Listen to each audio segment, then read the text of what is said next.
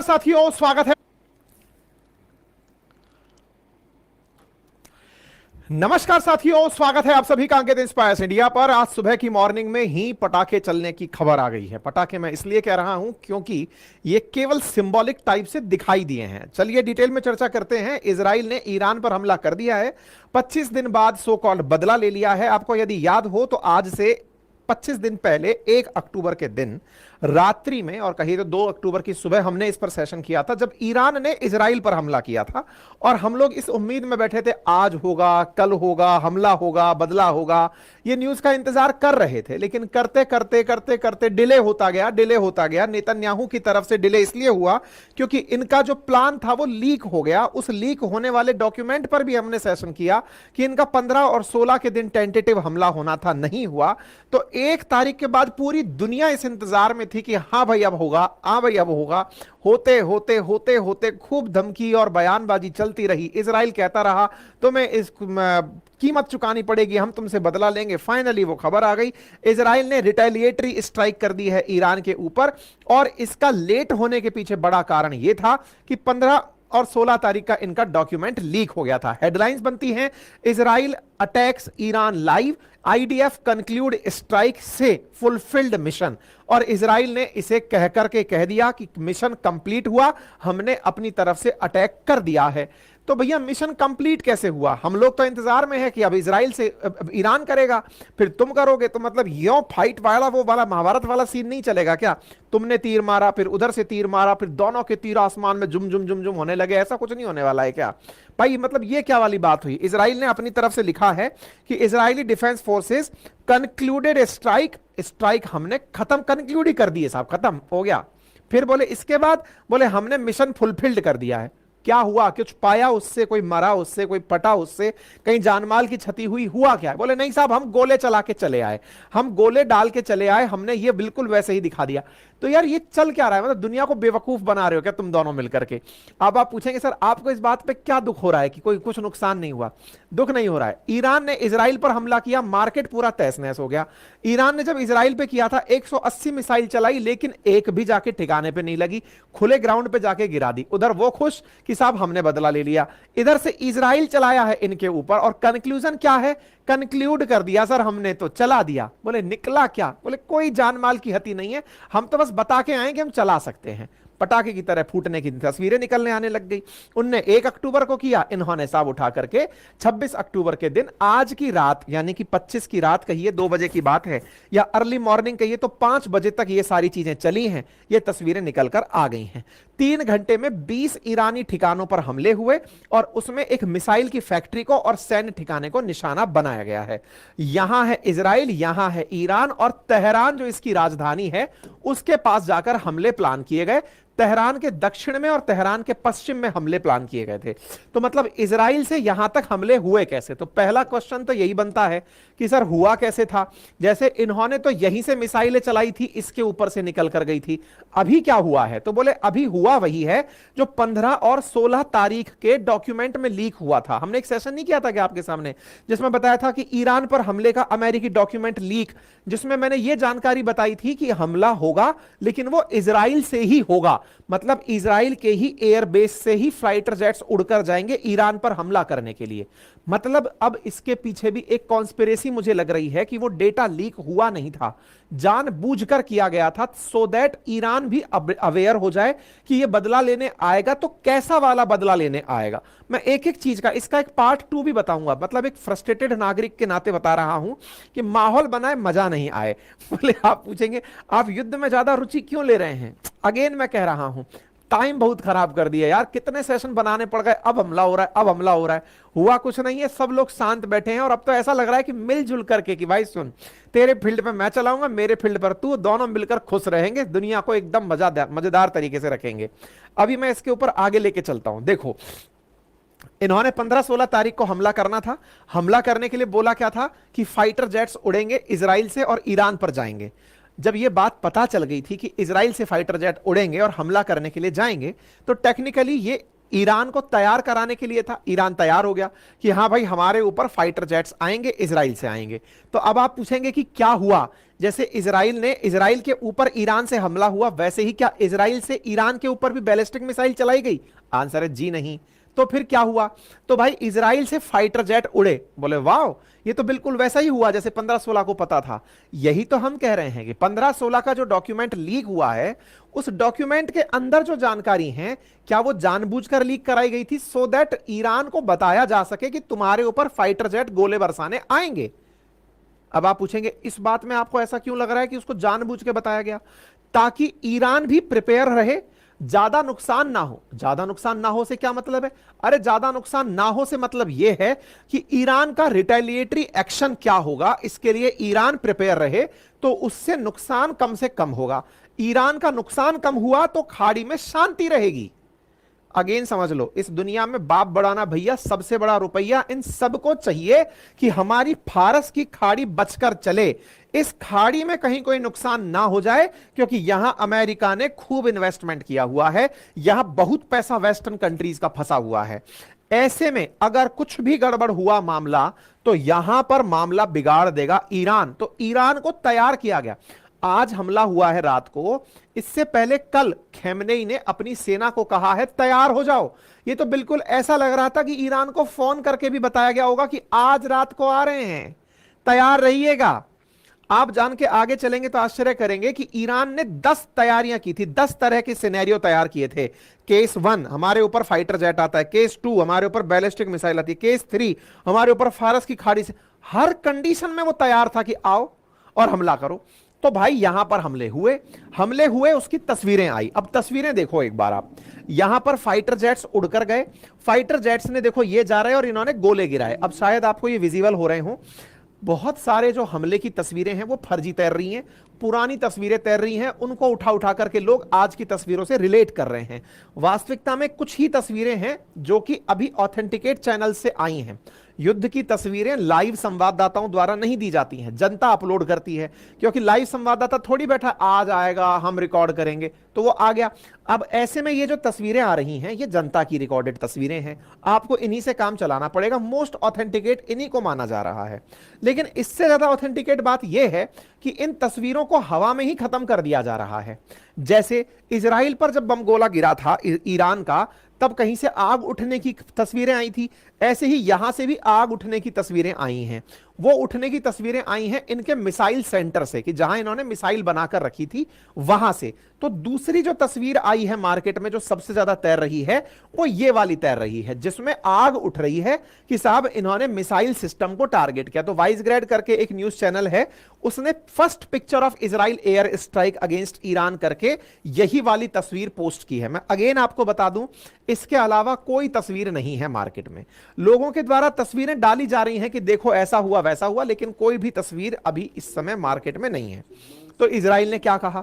Israel defence forces की तरफ से जो इनके स्पोक पर्सन है वो बाहर आते हैं और वो आकर के अपनी तरफ से स्टेटमेंट देते हैं, कहते हैं वही पुरानी बातें कि इजराइल पर 7 फ्रंट से हमला हो रहा था, ईरान ने हमारी सॉवरेनिटी का उल्लंघन किया था, हम पर हमला किया था, हर देश का यह अधिकार है कि उसके ऊपर अगर हमला हो तो वो उसका बदला ले, हमने बदला लेकर हमारी संप्रभुता की रक्षा की है, इजराइलियों की रक्षा की है। मतलब इनके हमले में इन्होंने एक ही लाइन बोली है, और वो क्या है कि हमारा डिफेंसिव ऑफेंसिव कैपेबिलिटीज पूरी तरह से मोबिलाइज्ड हैं और हमने केवल अपने सॉवरेन कंट्री होने के नाते state of Israel has right and the duty to respond. हम पर हमला हुआ था तो हमने उसका बदला लिया है। और इस बात के बाद में वो फिर सुबह अर्ली मॉर्निंग, आज ही सुबह 9 बजे आकर के एक और बात बोलते हैं, और वो कहते हैं कि मैं कंफर्म कर देता हूं कि हमने कंक्लूड कर दिया है, मतलब निर्णायक तरीके से डाल दिए गोले हमसे जो डलने थे। Israel response to Iran attack against Israel, we conducted targeted and precise strike. ऐसे नहीं था कि उठाकर कहीं भी डाल दिया कि आम आदमी को मारना है, नहीं, हमने सेना के ऊपर हमला किया है, मिलिट्री पर हमला किया है। Thwarting immediate threats to the state of Israel, जहां से हमें सीधी चिंता थी हमने उन्हीं को टारगेट किया है। मतलब एक प्रकार से यह बात समझने की कोशिश करिएगा, इजराइल ने हमला उस जगह किया जहां सेना है। मैं पहले भी आपको कई बार बता चुका हूं, आतंकी हमले में और दो देशों के बीच हमले में बड़ा अंतर समझिए। देखिए, लेबनान वर्सेस जब इजराइल चला तो इजरायली सेना ने लेबनान की सेना पर हमला नहीं किया था, हिजबुल्लाह के ठिकानों पर हमला किया था। आतंकियों पर हमले जब होते हैं तो आतंकियों ने अगर ह्यूमन शील्ड बनाई हुई है तो उन्हें भी नुकसान होता है और आम आदमी की क्षति होती है। लेकिन जब आर्मी आर्मी फाइट होती है, मतलब दो देश की सेनाएं आपस में लड़ रही होती हैं, तो इतने दिन से जो हमले चल रहे हैं वो प्रॉक्सी हमले थे, चाहे हमास के हों चाहे इजराइल हिजबुल्लाह के हों।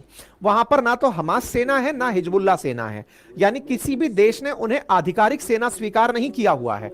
ऐसे में उनको आतंकी ट्रीट किया जाता है और आतंकी जहां छुपे हैं उन जगहों पर ठिकानों पर हमले होते हैं। लेकिन ईरान के केस में सारी तरह से डिग्निफाइड सेना है ईरान के पास, इजराइल के पास भी है। इसलिए जब ईरान ने हमला किया था तो इनके एयर एरिया पे किया था जहां से हवाई जहाज उड़ सकते हैं। इजराइल ने जब ईरान पर हमला किया तो मिलिट्री टारगेट्स पर हमला किया, कि बोले मिलिट्री जहां बैठी है हमने वहां हमला किया है, बहुत ही सोचकर हमने वहां पर हमला किया है। और इसके बाद इजराइल वाले आते हैं और आकर एक ट्वीट कर देते हैं, अपने लोगों की हिफाजत के लिए जो हमें करना पड़ेगा हमने कर दिया। ये डैनियल हगारी का स्टेटमेंट है और इस स्टेटमेंट में ये बार बार एक ही बात बोल रहे हैं कि हम लोग 2023 7 अक्टूबर से 7 मोर्चों पर हमले झेल रहे हैं। ईरान का डायरेक्ट हमला हम पर हो रहा था, हमने बदला ले लिया। ऐसे में इसका मतलब यह तय था कि फाइटर जेट्स उड़े थे यहां तक आने के लिए, तो भाई कौन से देश के ऊपर से गए। जैसे ही ये खबर आई कि फाइटर जेट्स हमला करने गए हैं, इन आसपास के देशों ने अपने वाले एयर स्पेस बंद कर दिए। तो ये हवाई जहाज उड़ते हुए जो आसमान में दिख रहे हैं, कुछ ही देर बाद खाली हो गया आसमान। ये पूरी तरह से आसमान बंद हो गया था, इधर से हवाई जहाजों का निकलना जाना बंद कर दिया था कि भाई मत उड़ो। पता चला एक आध हवा में ही टकरा गया और खत्म हो गया। ऐसे में इजराइल का पूरा डिटेल एक आंसर आया और उसमें उन्होंने कहा कि आईडीएफ ने कंप्लीट कर दिया है प्रिसाइज एंड टारगेटेड स्ट्राइक। देखो, दोनों भाषाओं को समझना। Israel has started war against Iran, ये तो होता है शुरू करना। यहां पर लिखा क्या आ रहा है, Israel has completed precise and targeted strike against military targets in A number of area in Iran. इसका मतलब इजराइल ने हमले किए, बस करके रुक गए, अब नहीं करेंगे। दोनों का मतलब समझना। क्या आगे और हमले होंगे? नहीं होंगे, मैं अभी से डिक्लेयर कर दे रहा हूं। क्यों नहीं होंगे? क्योंकि इनकी मंशा केवल अपनी ताकत दिखाने की थी कि तुमको लगता है कि हम तुम तक नहीं आ सकते, हम आ गए। तुमको भी अपनी बैलिस्टिक मिसाइल चलानी थी ये दिखाने के लिए कि तुम हम तक आ सकते हो। हम दोनों ने शक्ति प्रदर्शन कर लिया, दोनों अंदर से जानते हैं, दोनों ही ताकतवर हैं। इजराइल ने आज तक पब्लिकली यह स्वीकार नहीं किया है कि उसके पास न्यूक्लियर बॉम्ब है। ईरान ने भी आज तक स्वीकार नहीं किया है कि न्यूक्लियर बॉम्ब है। लेकिन ईरान इतने दिन से जो दुनिया से मतलब सैंक्शन झेल रहा है, उसके पीछे एकमात्र कारण है कि दुनिया ये जान चुकी है, वेस्टर्न वर्ल्ड तो ये जान चुका है कि ये न्यूक्लियर बॉम्ब बनाने के बिल्कुल नजदीक है। इसी कारण से प्रतिबंध लगाए हुए हैं। अब वो किस दिन परीक्षण करेगा, यही डर है। आजकल अपने देश की शांति का सबसे बड़ा प्रमाण क्या है? न्यूक्लियर बम होना। अगर आप किसी युद्ध में नहीं फंसना चाहते तो न्यूक्लियर बम बनाकर रखिए, आप पर कोई हमला नहीं करेगा। नॉर्थ कोरिया जैसे देश ने, जहां कईयों बैलिस्टिक मिसाइलें हवा में उड़ाकर अमेरिका की नाक में दम कर रखा है, अमेरिका उसके ऊपर पटाखा तक नहीं फोड़ पाया। क्यों? क्योंकि इसने न्यूक्लियर बम बना भी रखा है और अनाउंस भी कर रखा है कि बेटा फट गए ना अगर हम, तो तुम्हें ले डूबेंगे। बस तो इसलिए अपनी सुरक्षा चाहते हो तो न्यूक्लियर बम बना लो, वो वाला फीचर इन्होंने अपना लिया है। ऐसे में इजराइल भी कहकर किनारे हो लिया कि हमने चला दिए सर, और चला के साइड में हो गए। हमने ना तो अमेरिका का साथ लिया। इंटरेस्टिंग बात, अमेरिका अपने किसी भी ठिकाने से इस हमले को प्रमोट नहीं करवाया और सफाई देने बाहर निकल और आया और आकर बोलने लगा कि देखो हम इस हमले में शामिल नहीं हैं।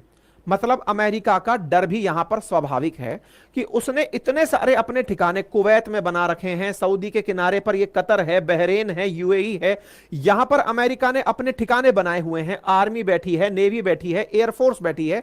ऐसे में अगर इनके ठिकानों पर हमले कर दिए तो अमेरिका का बहुत नुकसान हो जाएगा। अमेरिका इन हमलों के तुरंत बाद आकर बयान देता है और कहता है कि भाई हमने इन हमलों के अंदर कोई साझेदारी नहीं की है और ईरान के खिलाफ इजरायली हमले में हम शामिल नहीं है। नेशनल सिक्योरिटी काउंसिल के प्रवक्ता ने कहा कि इजराइल ने आत्मरक्षा के जवाब में हमले किए हैं। बाइडेन को हमने अपडेट दे दिया है कि इजराइल ने हमले किए हैं। अब क्या ईरान कर रहा है तैयारी? तो भाई साहब कुछ तस्वीरें बाहर निकलकर आती हैं कि ईरान भी अब तैयारी सोच रहा है कि क्या इस पर किया जाए। ऐसे में कुछ तस्वीरें सोशल मीडिया पर तैरने लगती हैं कि देखो इजराइल ने कितना गजब तरीके से प्लान किया था, हमला करने जाएंगे। कुछ तस्वीरें इजराइल की निकलकर आई कि ये इस तरह से प्लान कर रहे थे। ईरान वाले फैक्ट चेक कर दिए कि भाई ये जो तस्वीरें आप देख रहे हो फर्जी हैं, पुरानी तस्वीरें हैं, बहुत पहले भी ये तस्वीरें आ रखी हैं, इनका कोई लॉजिक नहीं है। ईरान ऑब्जर्वर की तरफ से खूब सारे ऐसे सोशल मीडिया पर पोस्ट डाले गए कि ऐसा कोई हमला हुआ ही नहीं है, और जो हुआ है उस हमले को हमने आसमान में ही कंक्लूड कर दिया है। ईरान ने अपनी तरफ से यही कहा कि जो हमले आप सुन रहे हो कि तेहरान पर हमले हुए हैं, बोले यहां पर अगर आप ऑब्जर्व करें, देखो ये गोला आ रहा और ये हवा में ही खत्म हो रहा है। तो बोले ये जो पटाखे से चलते हुए आसमान में दिख रहे हैं, देखो ये आ रहा और आकर खत्म हो रहा, इसका मतलब ये है हमारे ऊपर हमले हुए तो थे लेकिन हमने हवा में ही निपटा भी दिए। हमारे एयर डिफेंस सिस्टम ने तेहरान में सुरक्षा ला दी। अब आपका दिमाग दौड़ने लगेगा कि क्या ईरान के पास भी एयर डिफेंस सिस्टम है क्या? ईरान के पास रशिया वाला ईरान का डिफेंस सिस्टम है। ईरान के पास जैसे इंडिया वालों ने S-400 लिया हुआ है ना, ईरान ने S-300 लिया हुआ है पूरे बॉर्डर को सिक्योर करने के लिए। भारत के पास S-400 चाइना पाकिस्तान बॉर्डर पे जैसे हमने लगा रखे हैं कि कल को यहां से कुछ भी आएगा कंट्रोल कर लेंगे, इनने चारों तरफ पाबंदी में S-300 लगा रखा है। S-400 अपडेटेड वर्जन है, S-300 उससे पहले वाला सोवियत रूस के टाइम का है। तो बोले ये जो आप पटाखे चलते देख रहे हो ना, ये हमारा डिफेंस सिस्टम है जिसने हवा में ही खत्म कर दिया सब चीजों को। ठीक है, तो यहां पर अच्छा ईरान की तरफ से बहुत सी तस्वीरें डाली गई कि इजराइल वाले खुश हो रहे हैं कि हमने कुछ कर दिया है। बोले बताना हमारी कौन सी सड़क पर पैनिक दिखाई दे रहा है। यहां पर वीडियो है तेहरान का रात का कि यहां पर देखो अगर हमले किए हो तो यहां पर लोग सड़कों पर आने चाहिए थे, लोगों को दिखना चाहिए था कि हम पर हमला हुआ है। हुआ, हमारा सायरन चला उसको खत्म करने के लिए। हम आराम से हैं, जैसे इजराइल दिखाता है कि हम जिंदगी बढ़िया जी रहे हैं, ईरान भी दिखा रहा है कि हम बढ़िया जिंदगी जी रहे हैं। ठीक है, और ऐसे में ईरान का जो डोम है वो आयरन डोम से आगे निकल गया है और हमारे लोग बकायदा तलाश रहे हैं सुबह जगकर कि अरे हमला हुआ था, कहां हुआ। ईरान वाले इस बात को बिल्कुल सकारात्मक रूप से लेते हुए कह रहे हैं कि इजराइल बोल रहा है कि हमने डिवास्टेटिंग अटैक किया है, लाओ खोजो जरा। तो ईरान के जो मीमर्स हैं वो बढ़िया मीम बनाकर डाल रहे हैं, दिख नहीं रहा यार हमला कहां हुआ था। मतलब समझ जाइए कि ये पूरी तरह से वो हमला था जिस हमले को एक दूसरे के फ्रेंडली मैच में चलाया गया था। जो 180 मिसाइलें चलाई थी ईरान ने, तब भी यही कहा गया था कि भाई बेचारा नसरुल्लाह की आत्मा को बुरा ना लगे, इसलिए ईरान ने ड्यूटी निभाई कि नसरुल्लाह के पीछे जो हिजबुल्ले खड़े हैं उनको कहीं ये ना लगे कि देखो ईरान ने हमको उकसा दिया, मरवा दिया और हमारे लिए कुछ नहीं किया। तो ईरान ने किया, लो भाई 180 मिसाइल चला रहे, मार देना तुम हवा में इनको, और सुनो ऐसी खाली जगह बता दो जहां चलाएं तुम्हारा भी कोई नुकसान ना हो और हमारी भी इज्जत रह जाए, भाई इतनी मेहनत कर रहे हैं। तो बोले ठीक है इधर चला दो। ऐसे ही ये बिल्कुल कंक्लूडेड प्रकार का हमला था। इजराइल ने ईरान पर हमला किया और इजराइल ने ईरान पर हमला किया तो ऐसा किया कि कुछ भी मतलब जो भी हमले थे वो बिल्कुल करके भाई करियाएं हम। अब मत कहना देखो हमने तुम पर बदला नहीं लिया। बोले भाई किसके प्रेशर में कर रहे हो ये सब काम? बोले जनता के प्रेशर में। जनता अंडर प्रेशर चली गई हमारी इजराइल की कि ईरान हम पर हमला करके बैठा है, 25 दिन हो गए अब तक तुमसे कुछ नहीं हुआ, तो हम केवल उस ड्यूटी को निभाने गए थे, कर आए हैं। अमेरिका वाले बोले ईरान वालों को फोन करके कहे कि भैया देखो अब उसने भी हमला कर दिया, तुमने भी हमला कर दिया, दोनों लोग शांत बैठो, अब चेन चली भाई, चेन चली मत करो, खत्म करो इस चीज को। मतलब अब तुम पर हो गया, उस पर हो गया, दोनों एक एक के बराबरी पर हो, अब कोई दोबारा मत करना हमले बराबर। मैं इसलिए कह रहा हूं अगला हमला अब नहीं होगा। कब तक नहीं होगा? जब तक कोई फिर से इजराइल कोई नया बम ना फोड़ दे कहीं और, उसके बदले में फिर से ईरान की इज्जत पे आ पड़े कि ये अल्ले भाई पहले हमास मारा, फिर हिजबुल्ला मारा, अब हूतिये मार दिए। अब हूतिये मार दिए तो चलो भाई हूतियों को बुरा ना लगे कि ईरान हमारे लिए कुछ नहीं कर रहा, चलाओ भाई मिसाइल चलाओ, तो मिसाइल चलाओ, ये फिर से कंक्लूड हो जाएगा, लोड लेने की जरूरत नहीं है। अच्छा अब आपके दिमाग में एक पॉइंट बनेगा, इजराइल एयर स्ट्राइक करने गया था। बोले ठीक है साहब गया, तो अब बता जरा ये बताओ कि ईरान के पास ऐसा क्या है जिसने अपने आप को इतना अच्छे से बचा लिया? तो सुन लो भाई, ईरान के पास S-300 तो है ही है, इसके पास एक चीज और भी है और उसका नाम है बावर 373। ये जो बावर 373 है ना, असल में ईरान मिसाइल डिफेंस सिस्टम में बहुत आगे है। आप सोचो, रशिया यूक्रेन जो कन्फ्लिक्ट चल रहा है, इस कन्फ्लिक्ट में भी ईरान ने रशिया को मिसाइलें दी हैं कि लो यार चला लेना थोड़ी बहुत मिसाइलें, क्योंकि तुम्हारे पास असला काफी खर्च हो रहा होगा, हमसे ले जाओ, बना के रखी हुई है, काम नहीं आ रही। तो ईरान ने मिसाइलों में काफी ज्यादा अपग्रेडेशन किया हुआ है। ऐसे में S-300 तो रशियन डिफेंस सिस्टम है इनके पास, जो सोवियत काल का बना हुआ है। दूसरा, बावर 373 जो है ना, इन्होंने S-300 को देखकर S-400 जैसा सिस्टम बना लिया, और ये 2019 में ही इन्होंने ट्राई करके देख लिया कि पूरी तरह सक्सेसफुली चल सकता है, 100 से ज्यादा स्ट्राइक्स को एक बार में न्यूट्रलाइज कर सकता है। जैसे इजराइल वालों के पास में अपना आयरन डोम सिस्टम है, एरे सिस्टम है, ऐसे ही इनके पास में बावर 373 और S-300, यानी ये पूरा रूसी सिस्टम है, और ये रूसी सिस्टम की कॉपी है। मतलब ये और ज्यादा उन्नत चीज मानी जाती है, जिसके चलते इस चीज को कंट्रोल कर लिया गया। मतलब एक प्रकार से यहां पर आप देखें तो S-300 और बावर 373 ये इनके पास एयर डिफेंस मिसाइल सिस्टम है। और आप यहां देख सकते हैं ईरान फुल्ली इंटीग्रेटेड है S-300 डिफेंस सिस्टम से। जैसे इंडिया के पास 400 है, जिसकी अपनी थोड़ी बढ़ी हुई रेंज है, ऐसे ही इनके पास S-300 है, जो कि 195 किलोमीटर दूर से आ रहे हवाई जहाज को टारगेट कर सकता है, और 50 किलोमीटर दूर से आ रही मिसाइल को टारगेट कर सकता है। इजराइल मतलब सोवियत रूस के समय पर ईरान को यह दिया गया था। आज इसने पूरी तरह से अपने बॉर्डर को इन्हीं से सिक्योर किया हुआ है। आयरन डोम की तरह जैसे कोई मिसाइल आएगी, यह हवा में उड़ा के उसको मार देगा। बावर 373, जब इसके बारे में आप डिटेल पढ़ेंगे तो इसके बारे में आता है कि Iran describe it as a competitor of S-300 missile system. Iranian defence ministry के द्वारा ही इसको बनाया गया है। जो प्रेसिडेंट हसन रूहानी थे, उनके सामने इसका प्रॉपर टेस्टिंग करवाया गया, और अब इसका अपग्रेडेड वर्जन आ चुका है वर्ष 2022 में, जो कि पूरी तरह से S-400 का कॉम्पिटिटर बताया जाता है। वो है बावर 373 सिस्टम, जिसके स्पेसिफिकेशंस में बताया जाता है कि 100 टारगेट को ये एक ही बार में अंगेज कर सकता है, 27 से लेकर 30 किलोमीटर की ऊंचाई पर। तो ये बावर 373 है, जिसमें सैयद 4 मिसाइल लगी हुई हैं, जो कि इसको हवा में ही मारने की क्षमता देती हैं। अब इजराइल क्या करेगा और ईरान क्या करेगा? डिफेंस सिस्टम ने न्यूट्रलाइज कर दिया, दोनों का एक एक नंबर हो गया। भाई तुम हमारे गोला चलाए, हम तुम्हारे चला लिए, अब मैच बराबरी पर हो गया। अब हम क्या करें? देखो, 1000 से ज्यादा ईरानियन मिसाइल रेडी थी। इस तैयारी में इस खबर का मतलब समझो। देखो, नेतन्याहू जो करने वाले थे, मैं इसलिए बोल रहा हूं कि हो सकता है कि वो डॉक्यूमेंट लीक होना भी कोई कॉन्स्पिरेसी रहा हो। क्यों बोल रहा हूं? देखो, 15-16 का डॉक्यूमेंट जो मतलब पेंटागन की लीक थी कि भाई हम हमला करेंगे, इजराइल से उड़ के हवाई जहाज जाएंगे हमला करने, वो खबर लीक होती है।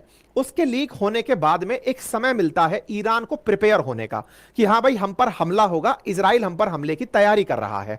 मतलब ये एक तरह का वो मेथड था कि ईरान को पहले ही बताया गया कि हां हम तैयारी कर रहे हैं। तैयारी हो गई तो हमने कयास ये लगाए थे कि अगर इसको पता चल गया तो अब हो सकता है इजराइल कोई और तरीका अपनाए, लेकिन उसने और तरीका नहीं अपनाया, मतलब मच प्रिडिक्टेड तरीका ही अपनाया। वहीं ईरान ने अपनी तैयारी में 1000 मिसाइलें तैयार रखी थी कि अगर हम पर हमला हुआ तो हम क्या करेंगे, और ऐसे 10 सिनेरियो तैयार किए थे कि अगर हम पर हमला होता है तो ईरान की एक तस्नीम न्यूज एजेंसी है, उसने बनाया था कि अगर हम पर इजरायली हमले होते हैं तो 10 तरीके हमने अपना लिए कि कहां कहां से क्या क्या हो सकता है। हर चीज के लिए ईरान वेल प्रिपेयर्ड था। अब आपके दिमाग में एक प्रश्न आएगा कि यार ये इतना प्रिपेयर थे, इसका मतलब ईरान भी इजराइल की कॉपी है, मतलब लेके बांध के चल रहा है कि लड़ेंगे बढ़िया से। भाई बढ़िया से लड़ेंगे, इसका एक नमूना देखो आप। इजराइल ईरान के बीच में इतनी हाई टेंशन चल रही है, इस बीच में ईरान के प्रेसिडेंट पजेश्कियन जो हैं वो ब्रिक्स समिट में शामिल होने जाते हैं और ब्रिक्स के मेंबर बन के आते हैं, पुतिन से मिलके आते हैं, भारत के प्रधानमंत्री से मिलके आते हैं। दैट मींस उन्होंने भी अपनी तरफ से दुनिया से मिलना नहीं छोड़ा। मतलब ये उनका एक अलग एटीट्यूड दर्शा रहा है कि ईरान भी तैयार है, हल्के में मत लेना कि हम तुम्हारे साथ नहीं। भारत भी ईरान के साथ खड़ा होकर कह रहा है कि भाई इंटरनेशनल वो अपना नॉर्थ साउथ कॉरिडोर है उसको चालू रखें, साथ में अपन चाबहार पोर्ट के ऊपर काम करते हैं, क्योंकि तुम लोग इस मामले को निमट लेना। मतलब दुनिया इस बात को समझ चुकी थी ऑलरेडी कि यह हमला होगा, सिंबॉलिक हमला होगा, ताकि जो युद्ध के लिए आमादा दुनिया बैठी है कि हां भाई दिखाओ क्या हो रहा है, उन लोगों को जवाब मिल जाएगा कि मिलिट्री टारगेट को हमला किया गया था, सब चीजें न्यूट्रल हो गई। अब एक बड़ा सवाल बनता है कि यार जब ब्रिक्स की समिट होनी थी, उस ब्रिक्स की समिट में सऊदी अरब को भी आना था। सऊदी अरब को आना था ब्रिक्स समिट में, 9 ही लोग पहुंचे, 10वां भी पहुंचना था कजान समिट जो हुई उसके अंदर। सऊदी क्यों नहीं आया? ये सऊदी के जो प्रिंस सलमान है ये क्यों नहीं पहुंचे? ये डर गए। असल में डर क्यों गए, अब इनकी कहानी बताता हूं मैं। देखो, डरता कौन है? जिसके पास खोने के लिए कुछ होता है। सऊदी के पास में तेल है भाई, और ईरान से ज्यादा तेल उसका मार्केट में बिक रहा है, क्योंकि ईरान पे तो सैंक्शन चल रहे हैं। तो ऐसे में सऊदी डर इस बात से गया कि अगर मैं गया रशिया के पास, इधर से अमेरिका ही मेरा तेल खरीदता है या खरीदवाता है दुनिया को, गलती से उसने हम पर सैंक्शन खेल दिए तो हम वैसे खराब हो जाएंगे। उधर से ईरान वाले विदेश मंत्री घर में आकर धमकी दे गए कि अगर तुमने अपना एयर स्पेस यूज करने दिया तो हम गोला इजराइल पर नहीं चलाएंगे, तुम पर चलाएंगे। और ये पता है कि इनके अगर सिस्टम पर गोला चला दिया तो ये वैसे ही आपस में भिड़ जाएंगे, दुश्मनी हो जाएगी। तो प्रिंस सलमान क्यों नहीं गए, उसके पीछे का कारण सुनो। हुआ क्या, इधर ब्रिक्स समिट के अंदर तो ईरान के राष्ट्रपति बैठे हुए हैं पुतिन के साथ, और उधर सऊदी के जो प्रिंस हैं उनके साथ बैठे हुए हैं सेक्रेटरी एंटनी ब्लिंकन, जो कि विदेश मंत्री हैं कहां के? अमेरिका के। कहां बैठे हुए हैं? सऊदी में। जरा तारीखों पर गौर करें और यहां पर देखें, ये तस्वीरें हैं अक्टूबर 24 की, और ऐसे में सलमान के साथ एंटनी ब्लिंकन बैठे हुए हैं और ये इनसे बात कर रहे हैं। क्या बात कर रहे हैं? कि भैया डरने की जरूरत नहीं है, हम आपके ऊपर, आपके साथ हैं। बोले सर बड़ा डर लग रहा है। क्यों डर लग रहा है? क्योंकि सर हमको ना ये आदमी आकर घर में ही धमका के चला गया था। Saudi crown prince meet Iranian foreign minister, Saudi agency ने ऐसा कहा था, और हमने बताया था कि साफ साफ ईरान वाले आकर हमको धमका के चले गए थे। 10 अक्टूबर को कह गए थे अपना एरिया यूज मत होने देना, अदरवाइज भाई साहब हमसे बुरा कोई नहीं होगा। तो ऐसे में ये पहुंचते हैं और पहुंच करके इनसे कहते हैं डरो मत, हम तुम्हारी हिफाजत के लिए साथ में। अमेरिका का यही सबसे अच्छा मुझे बहुत पसंद है अमेरिका का ये रवैया। पहले मारता है, फिर रोने भी नहीं देता है। सऊदी को फंसाने वाला इस स्थिति में यही है, और जाकर फिर कह रहा है मत रो मेरे दिल, चुप हो जा, हुआ सो हुआ, सब देख लेंगे, लोड मत ले। ऐसे में इनको समझाए, क्यों डर रहा है? मारेगा वो, हम तुम्हारी हिफाजत करेंगे। क्यों? क्योंकि तुम्हें फंसाने वाले हम हैं। सऊदी ना तो ब्रिक्स में जा पाया, और अब इस समय अपनी इंसल्ट कराकर और बैठ गया। क्यों? क्योंकि लोग इस बारे में यही कह रहे हैं कि देखा सऊदी डर गया है। सऊदी डर क्यों गया है? क्योंकि इसको ईरान भी धमका दिया और अमेरिका की शरण में जाकर बैठ गया कि सर हमें बचा लो, क्योंकि इजराइल का भी हमला हम नहीं झेल पाएंगे और ईरान का भी नहीं झेल पाएंगे, हमें रख लो। तो क्या सऊदी इतना कमजोर है? ना ना ना, कमजोर नहीं है, पैसा खूब है। लेकिन इनके सपने क्या हैं? इनके यहां पर वो द लाइन सिटी बन रही है इस समय, जिसमें बिलियंस ऑफ डॉलर खर्च कर रहे हैं सऊदी के लोग। अगर वो बन गई और उस समय पर कलेश फैल गया तो इन्वेस्टमेंट करने आएगा कौन? इन्वेस्टर तो वेस्टर्न वर्ल्ड से ही आते हैं, पैसे वाले। तो ऐसे में इन्वेस्टर आएगा, इन्वेस्टर ही नहीं आया तो इनका प्लान फेल मार जाएगा। सब पैसा है बाबू भाई, पूरी दुनिया में अगर चल रहा है तो सबसे बड़ा रुपया, और दुनिया का रुपया डॉलर है। ठीक है, तो ऐसे में ये वाली कहानी आपको समझ में आ गई। तो सऊदी यहां पर चुप बैठ गया। कुल मिलाकर के अब क्या हुआ, ये पूरी कहानी हमने आपको बता दी। इधर सऊदी अरेबिया कह रहा है बुरा हुआ भाई, गोली नहीं चलानी चाहिए थी, अपनी तरफ से अपडेट दे दिया। अमेरिका क्या बोला नेतन्याहू को कि देखो भाई तुम भी खुश, वो भी खुश, अब लड़ाई नहीं करनी है, तूने इसको एक थप्पड़ मार लिया, इसने तेरे को एक थप्पड़ मार लिया, मामला खत्म करो। तो जो लोग इस इंतजार में है कि ईरान आकर के फिर हमला करेगा, मुझे तो नहीं लग रहा अभी। क्यों नहीं लग रहा? क्योंकि जो अमेरिका फोन करके ईरान को बतियाया है वो यही है कि भाई खत्म करो, इसने भी अपना खत्म कर दिया है। यूएस ने ईरान से कहा है कि हॉल्ट कर दो अटैक अपने इजराइल के ऊपर, ताकि ये साइकिल रुक जाए। पढ़ लो, 12 मिनट पहले की खबर है। US calls on Iran to halt attack on Israel to end cycle of fighting. Uncle Sam बीच बचाव करने आए हैं। वो बंदर जो बिल्लियों को लड़ा रहा था वह बीच बचाव करा रहा है। वो कह रहा है कि ईरान वालों रुक जाओ, अब तुम मत गोली चलाना भाई, हो गया। इधर ईरान के एविएशन अथॉरिटीज ने वापस से फ्लाइट चालू कर दी। भाई चलाओ भाई, हवाई जहाज उड़ा लो अपने अपने, अब कोई युद्ध वुद्ध नहीं है, निकल गए बादल, हट गए। तो कुल मिलाकर शांति है, बढ़िया से शेयर मार्केट उठेगा। हो गया कंक्लूजन। ईरान कुछ करेगा मुझे नहीं लगता है, क्योंकि अमेरिका ईरान को बोल चुका है कि भाई अब ये एंड ऑफ साइकिल वॉर खत्म करो, सब लोग अपने अपने में मस्त रहो। We urge Iran to cease its attack on Israel so that this cycle fighting can end without further escalation. तो भाई साहब कुल मिलाकर ये हो गया है।